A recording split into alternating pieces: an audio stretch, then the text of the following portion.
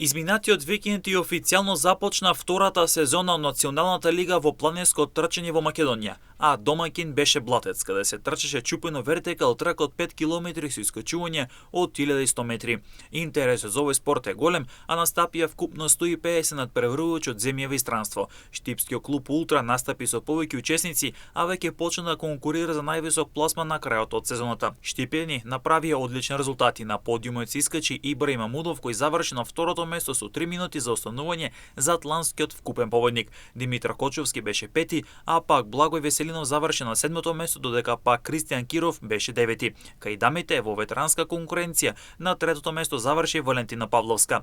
Штипскиот клуб Ултра бележи одлични резултати кои ќе бидат мотив и стимул за уште подобри резултати. Веќе на следната трка од националното првенство Охрид Ултра од 65 километри, а која е изборна трка за репрезентацијата во Ултра Класик. Интересот за овој спорт во Штип и регионот е голем, а Ултра бележи постојан раст на нови членови, а во моментот Штипскиот клуб има околу 30 членови.